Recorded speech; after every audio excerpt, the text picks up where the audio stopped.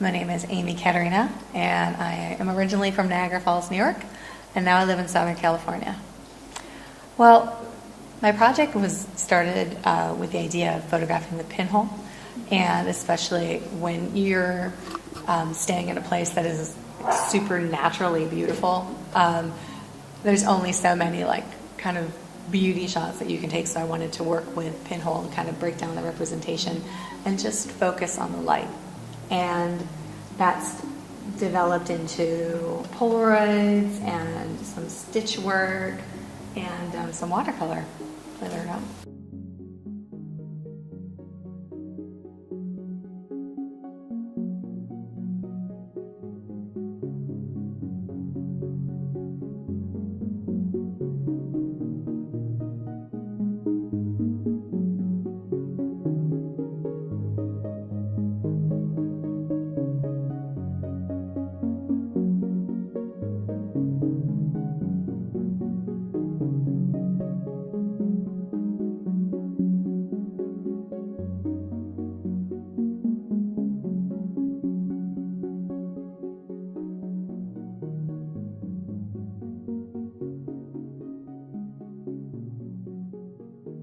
When I started doing some portraits, I wanted to just take very kind of neutral portraits of everyone I was working with.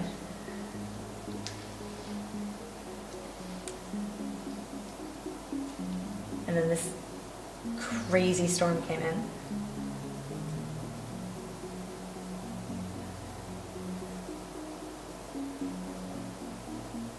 Fishing village, right down the way.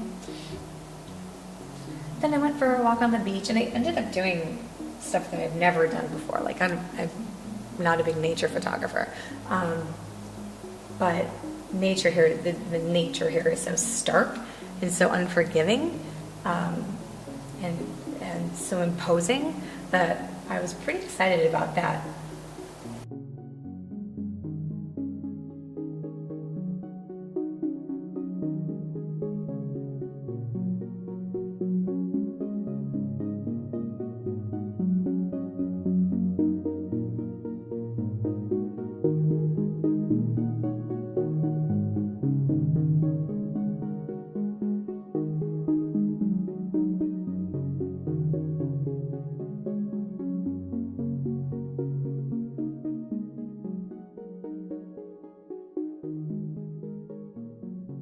Also, the color of these homes.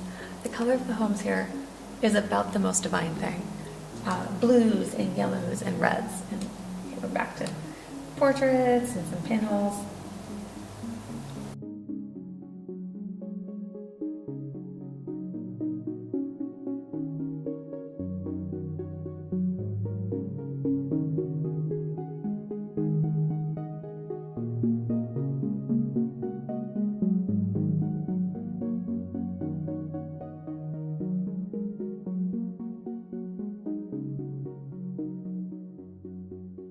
I really wanted to remember everyone, but I also just wanted them to be kind of neutral, so that it was just about the face and about that one kind of moment that we were having together.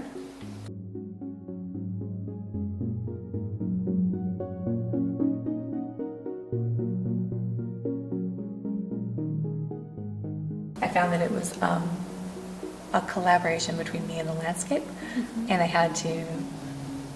felt like I had to come here, photograph the mountain, photograph the sky, and begin working with it in that way. So it was, because I'm not going to change it. You know, it's completely overpowering and so dominant. And that was the way I approached it. Was like, okay, how are we going to work together today?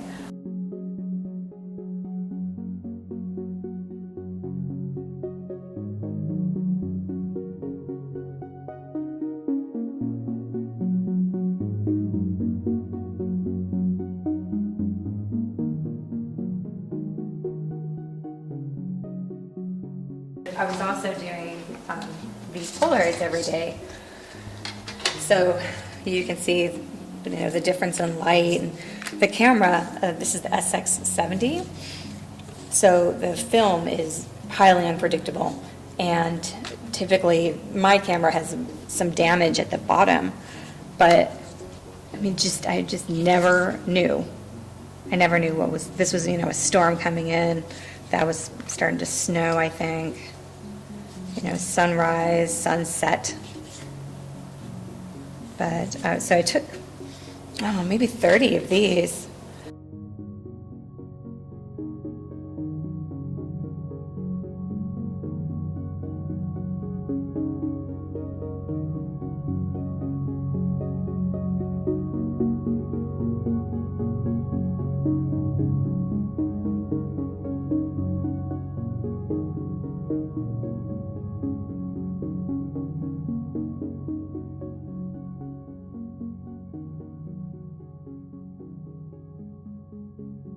So yeah, this was happening, and I'm obsessed with this format. And I knew when I came here that I needed to bring Polaroid, because also this film has a life of its own and a mind of its own, because there's a place called the Impossible Project that's making it again, but it's from the 70s. The camera's from the 70s, and it's completely unpredictable. Like, you have no idea. Like, there wasn't a day when it was actually neon green, but that's how it rendered. So these became very inspirational, and I also do a lot of fiber, and I didn't pack any fiber because I thought, I packed like one crocheting needle, and I didn't pack any yarn, which is the worst idea. I always need to have yarn. And then I got out here and I was like, oh my God, I've got to do something with fiber. So that's when Rosa came in, and Rosa gave me these pieces of fabric to start to learn how to sew on. And it seems like such a simple thing, but it was such a huge transition to be able to make lines, because I don't draw. I don't know how to draw, but I like making lines. I like topographic maps. I love, like drawing little cells and things like that. So this was pretty influential. And then I thought I was going to make a bag. But I ended up just making some nice. really cool shapes. And then Rosa's like, oh, you're drawing with the sewing machine. And I'm like, I never thought about it like that. So that was pretty cool. So I know how to use the sewing machine now, which is kind of cool. I don't know how to make clothes or even make this into a bag, but this definitely led to me getting some paper that was the same kind of square format, and working with just different different kinds of line thickness and color. And sometimes I don't use any yarn, and let me see if I can find one.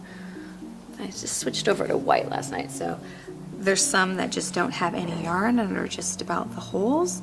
But again, we go outside and we look at this mountain, and I don't know if you're watching this, where you're from, maybe you see that all the time, but it's so overwhelmingly beautiful that there's almost no word for it, and to see it every day is very humbling. And for me, I needed a way to almost greet it every day, and to work with it almost collaboratively. And that's where these came in. So I just sit and make a ton of these, and I tried watercolor, which I'm pretty bad at, and that's okay. Watercolor requires patience and probably some training.